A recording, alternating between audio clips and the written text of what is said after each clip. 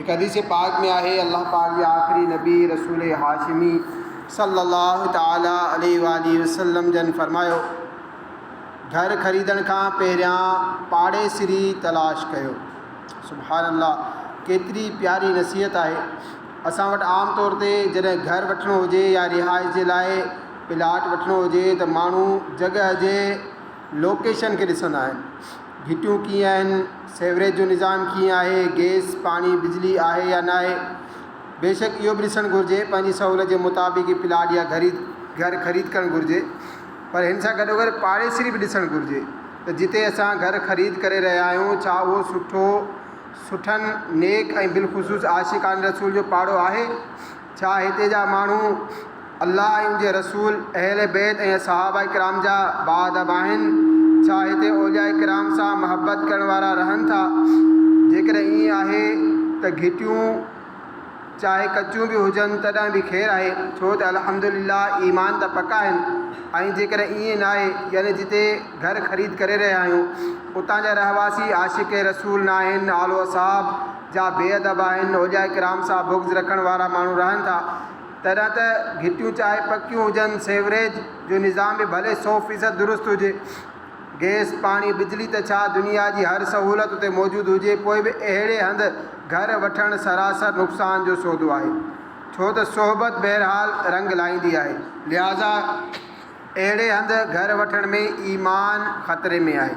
उन करे जॾहिं बि प्लाट या घर वग़ैरह वठिणो हुजे त हदीस मुस्तफ़ा सल्लल्लाहु ताला अलैहि वसल्लम ते अमल कंदे पहिरियां पाड़ेसिरी ॾिठो वञे, पोइ बाक़ी सहूलियतूं। अल्लाह पाक असां सभिनी खे अमल जी तौफ़ीक़ अता फ़रमाए।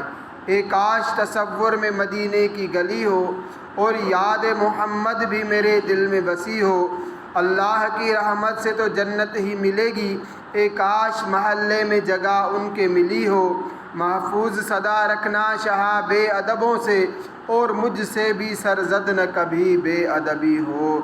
सल्लु अलल हबीब सल्लल्लाहु ताला अला मुहम्मद सल्लल्लाहु ताला अलैहि वसल्लम। ये आशिक़ान रसूल हिते हिकु ॿिए नुक़्ते ते बि थोरो ध्यानु करणु घुरिजे।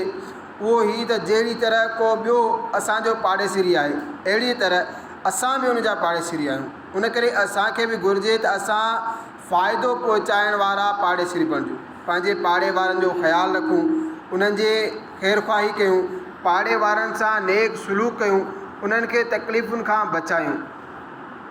अल्लाह पाक सिपारे 5 सूरह निसा आयत नंबर 36 में इरशाद फरमाए थो, तर्जुमो कंजुल इरफान, ऐं अल्लाह जी इबादत करियो ऐं उन सां गॾु कंहिंखे बि शरीक न करियो, ऐं माउ पीउ सां चङो वर्ताव करियो, ऐं रिश्तेदारनि ऐं यतीमनि ऐं मोहताजनि ऐं वेझे पाड़े वारनि ऐं परे जे पाड़े वारनि ऐं गॾु वेहण वारे साथी ऐं मुसाफ़िर ऐं पंहिंजे ॿाननि सां सुठो वर्ताव करियो। बेशक अल्लाह अहिड़े शख़्स खे पसंदि नाहे कंदो जेको मग़रूर वॾाई करण वारो हुजे। हिन आयत सगोरी में अल्लाह पाक 9 तरह जे माण्हुनि सां हुस्न सलूक जो हुकुम ॾिनो आहे। उन्हनि मां 2 हीअ आहिनि, क़रीबी पाड़ेसिरी ऐं परे वारा पाड़ेसिरी। हिकु उहो पाड़ेसिरी हूंदो आहे जंहिंजी दीवार असांजे घर जे भित सां मिलियल हूंदी आहे, पर उनजो दरवाज़ो असांजे दरवाज़े खां परे हूंदो आहे। मसलन असांजो घर हिकु घिटी में आहे ऐं असांजे घर जे बिल्कुलु पोयां ॿी घिटी ॾांहुं ॿियो घर आहे ऐं ॿिन्ही घरनि जो पोयूं दीवारूं पाण में मिलनि थियूं, ही परे वारो पाड़ेसिरी आहे। ऐं उहो पाड़ेसिरी जंहिंजो दरवाज़ो असांजे घर जे दरवाज़े जे वेझो आहे, उहो क़रीबी यानी वेझड़े वारो पाड़ेसिरी आहे। पाड़ेसिरी जो क़रीब या परे हुअणु दरवाज़े जे एतबार सां आहे। जंहिंजो दरवाज़ो असांजे दरवाज़े जे वेझो आहे उहो क़रीबी पाड़ेसिरी, जंहिंजो दरवाज़ो परे आहे उहो परे जो पाड़ेसिरी। उम्मुल मोमिनीन हज़रत सैयदतुना आयशा सिद्दीक़ा रज़ियल्लाहु ताला अन्हा फरमाइनि थियूं, हिकु ॾींहुं मूं बारगाह रिसालत में अर्ज़ु कयो, या रसूलल्लाह सल्लल्लाहु ताला अलैहि वसल्लम, मुंहिंजा 2 पाड़ेसिरी आहिनि, उन्हनि मां तोहफ़ो कंहिंखे ॾियां? प्यारे नबी सल्लल्लाहु अलैहि वसल्लम जन फरमायो, जंहिंजो दरवाज़ो तव्हां खां क़रीब आहे।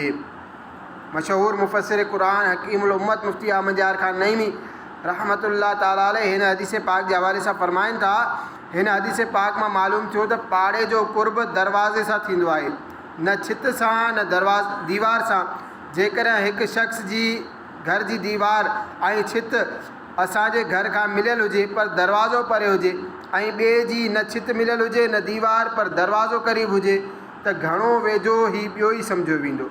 ऐं हिन जो सबबु बि ज़ाहिर आहे त दरवाज़ो क़रीब हुअण जे करे उन पाड़ेसिरी सां मुलाक़ात घणी थींदी आहे। उन सबब जे करे उन सां घणो मिलणु जुलणु रहंदो आहे ऐं हिक खे ॿिए जे सुख में शरीक थियण जो घणो मौक़ो मिलंदो आहे।